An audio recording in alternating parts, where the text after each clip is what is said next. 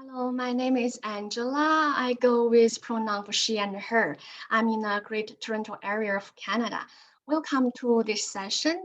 And for this session, I would like to share my learning regarding to apply motivational interviewing to career counseling. So I was introduced to this strategy around 3 years ago, and it was ever to be a critical resource to support my work with clients. And due to a recent program changes in my profession, I had a chance to research a little bit deeper regarding the motivational interviewing and hope to incorporate this approach to career counseling because I have been seeing some cases are with really slow progress, and I hope, I have to try something new, right? All right, and the research resource is listed in the end of the slides. First of all, I'm going to introduce the agenda for this session. We're going to start from a land acknowledgement, then to introduce the objective and also what is a motivation interview and why we need to use motivational interview in employment services, and following by the 4 steps, principles, and 5 main strategies used in motivation interview. In the end, I will share an example change plan worksheet. Okay, land acknowledgement. We acknowledge the land we are meeting on is a traditional territory of many nations, including the Mississaugas of the Credit, the Haudenosaunee, the Chippewa, the Haudenosaunee, and the Wendat peoples, and is now home to many diverse First Nations, Inuit, and Métis. We are grateful to have the opportunity to work on this land, and by doing so, give our respect to its first inhabitants and acknowledge that it's covered by a treaty with the Mississauga of the Credits. Objectives. As I mentioned in the beginning, there is an identified need that a new approach could be beneficial when employment action plan is not progressing, or we have seen that there is a sign that clients is not really engaging with our services. And there are different reasons. Could be clients are encountering life barriers, right? Or those barriers are preventing them to be actively engaged in job search. I personally feel that motivation interviewing could be acting as a sub-goal item and might be an intervention approach. This session is reflective learning, right? And I wish everyone can share your insights as well.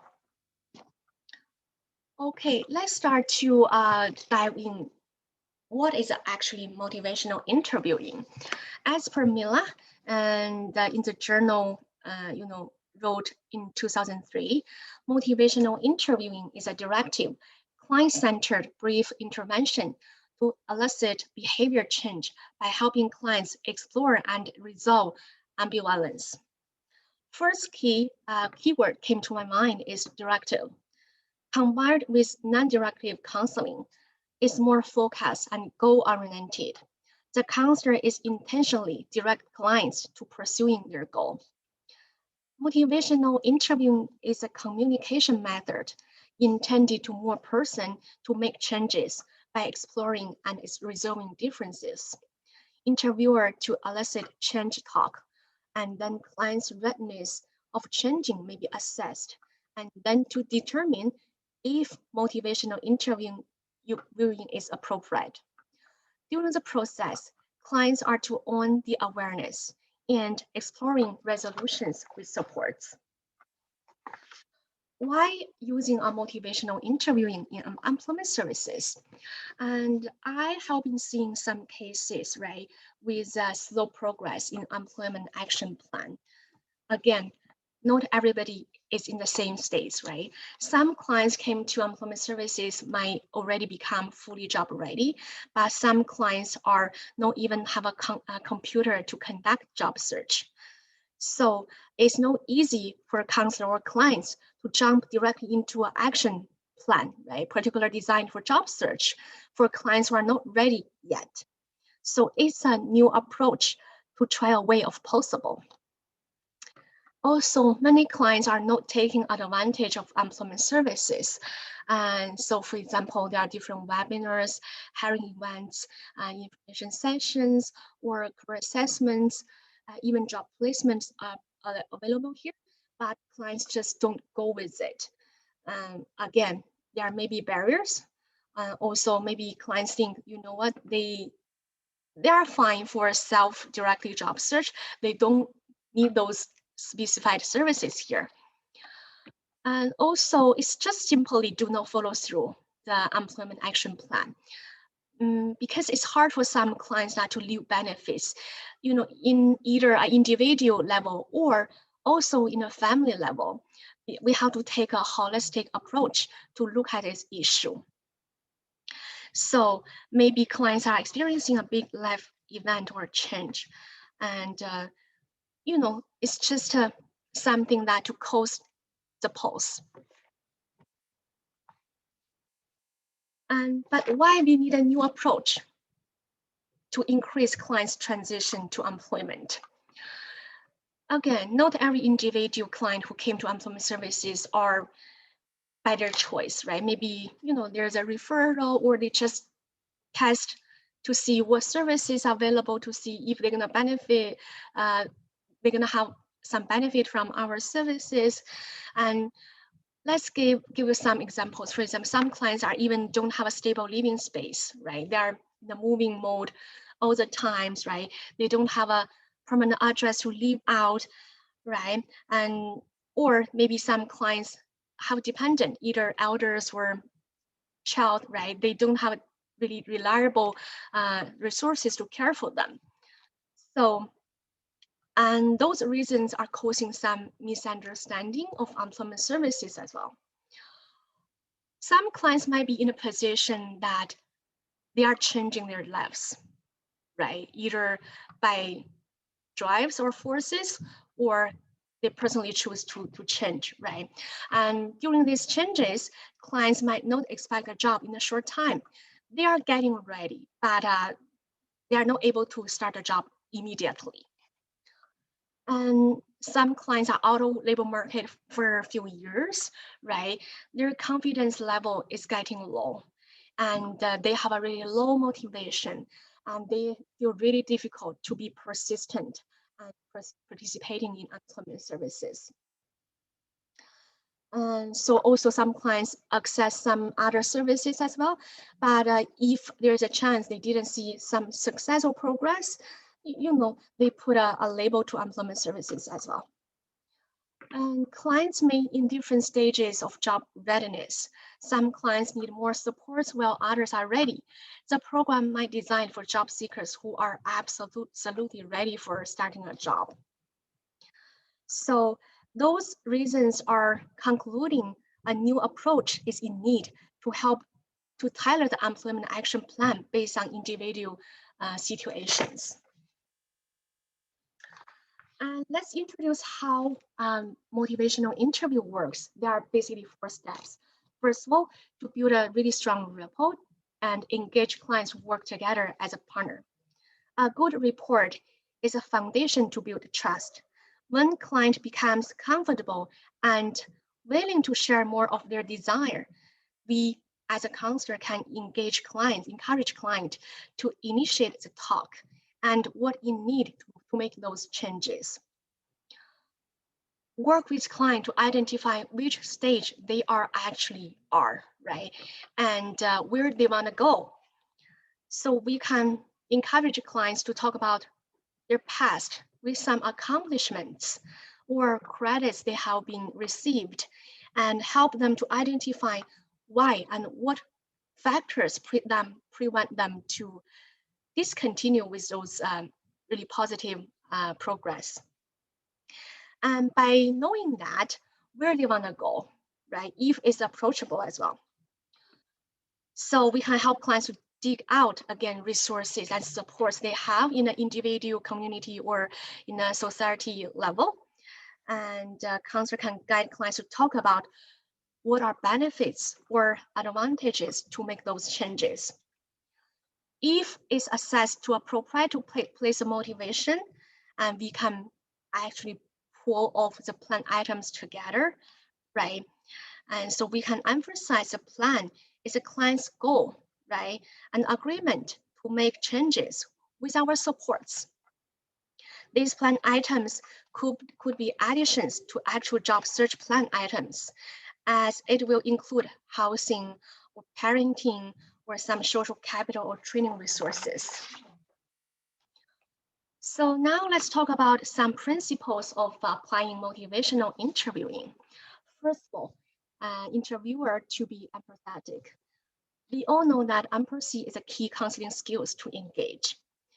Counselor to use actively listening skills. And if we heard some differences from clients' statements and behaviors, right, don't simply just argue with a disagreement. Rather than we can affirming client's own perspective and to respect the client. Ask open-ended questions is a really good strategy as well. Is to allow clients share more of their experiences or to summarize statements to seek for clarifications could be another strategy as well. So we can help clients to see where they are actually presently are, and also to help them identify where they would like to go. And during the process, help clients to explore and resolve their normal differences about change, right? And so we can help clients to see the discrepancy, and we can analyze why there is a discrepancy and if it's possible for them to make changes. And as an interviewer or service provider, we have to respect clients as their expert. We have to believe that they can be persistently pursuing their healthy changes. Last of all is about clients' resistance. It has to be fully respected and prepared, right? It's a natural part of change. Imagine when somebody is in a certain situation for a long time, right? And it's normal for them to state where they are, and also they put their desired future like in a statement, right? But our goal and responsibilities is to help clients, assist clients to recognize and understand themselves. So here are some strategies to use in motivation interview.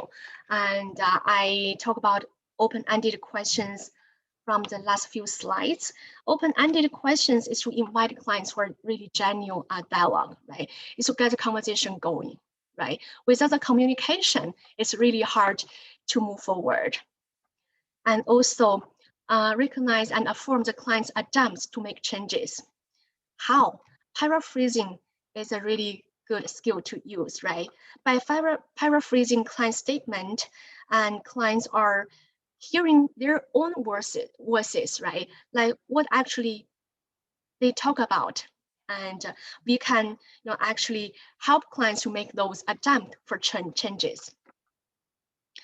And consider to be reflective. So as an active listener, we have to reflect client statements, and it's showing that clients are heard, right? Is in a really health stage, again, to get the actions moving. Last one is to be mindful to elicit change talk in conversation with the client, because we, as an interviewer, we don't want to simply listen and paraphrasing. Remember, the goal of motivational interview or employment counseling is to help clients to make healthy changes, right? And so if we like observe there are some talk are not really actually presenting client situations or behaviors, we have to point it out really in a tactful way, right? So, clients are able to see themselves, what the difference is, and if they have the awareness, it's a really important step for them to make those changes. Here is a sample change plan worksheet, right? My plan is, for example, if I see action plan in employment services, it's not really going well or not really active, right? And I hope I can help clients to navigate out the solutions, because we don't want to simply exit the client with a negative outcome, right? I want to apply some intervention approach to try the possibilities, right? And as you can see, is working plan sheet is actually to honor clients' self-strength, and is helping clients to set up a goal, and is to acknowledge their efficiencies, and they need to take ownership to make those changes, but with our supports, right? And by having a written material, it's really helpful for clients to see their own progress, then increase the confidence level, and also build a good rapport with clients. Okay, last slide is when I was quoting what actually is a motivational interviewing, I, use the words of from Miller, and I totally respect the research material. And so I know it's the initial stage of applying those approaches, and your comments or insights are really welcome, and you can post your questions for me, and then we can have a further discussion regarding the topics. Again, thank you for watching.